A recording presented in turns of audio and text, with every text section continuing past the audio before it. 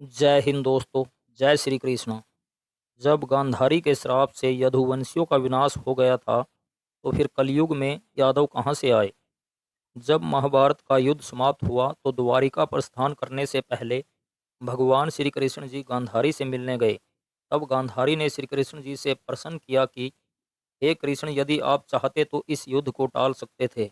तो श्री कृष्ण जी ने कहा, माता, मैंने बहुत प्रयत्न किया लेकिन दुर्योधन नहीं माना, और धृतराष्ट्र का पुत्र मोह तो सभी जानते ही थे। तब गांधारी ने कहा, दुर्योधन तो मनुष्य था लेकिन आप तो स्वयं भगवान श्री नारायण के अवतार हो, इसलिए यदि आप चाहते तो युद्ध होने से बचा सकते थे।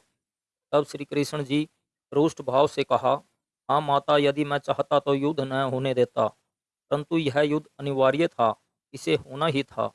तब गांधारी ने कहा, हे कृष्ण, इस युद्ध में मेरे 100 के 100 पुत्र मारे गए और आज मैं निपुत्ति हो गई हूँ।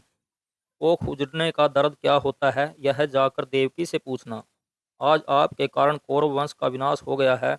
और क्रोध तथा रोष में भरकर माता गांधारी ने श्राप दे दिया कि जिस तरह कुरुवंश का विनाश हुआ, उसी तरह आपस में लड़कर यदुवंश का भी विनाश हो जाए।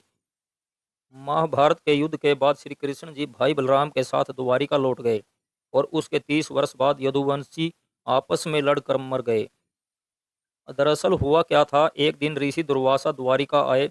ऋषि दुर्वासा अत्यंत क्रोधी स्वभाव के थे। श्री कृष्ण जी के पुत्र सांब, जो श्री कृष्ण जी की पत्नी जामवंती की कोख से पैदा हुए थे, वे बहुत ही नटखट, चंचल और धूर्त थे तथा मदिरापान भी करते थे।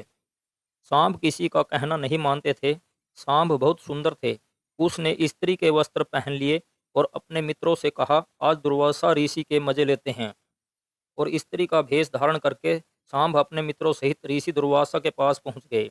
उसके मित्रों ने स्त्री बने सांब को दुर्वासा ऋषि के सामने खड़ा करके पूछा, ऋषिवर कहते हैं आप सर्वज्ञानी हो, अंतर्यामी हो, तो बताइए, यह स्त्री जो आपके सामने खड़ी है, यह गर्भवती है, इसके पेट से पुत्र पैदा होगा या पुत्री।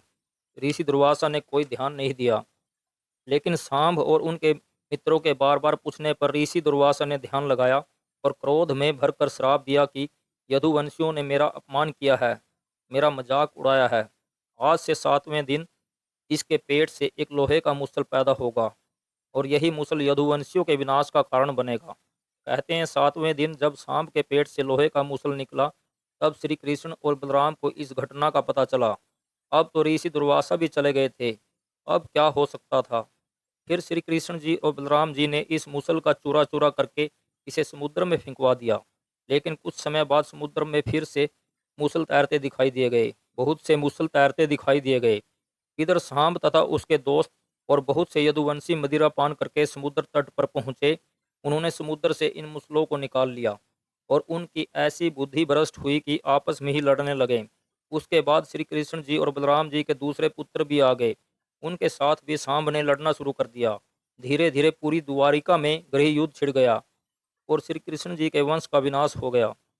श्री कृष्ण और बलराम ने अपने पुत्रों को रोकने का बहुत प्रयास किया, लेकिन कोई लाभ नहीं हुआ, सब व्यर्थ। इस सर्वनाश से दुखी होकर बलराम जी ने समुद्र में जल समाधि ले ली और बलराम जी के वियोग में श्री कृष्ण जी द्वारिका छोड़कर जंगल में चले गए, जहां एक शिकारी ने सोते हुए श्री कृष्ण जी के पांव से मणि छीनने के चक्कर में तीर चलाकर श्री कृष्ण जी को मार दिया।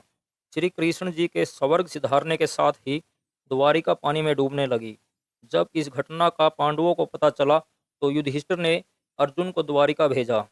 अर्जुन अपने साथ द्वारिका से विधवा औरतों, बच्चों, बूढ़ों और कुछ सामान्य नागरिक जो द्वारिका डूबने से पहले ही बाहर आ गए थे, उन्हें अस्तिनापुर ले आए।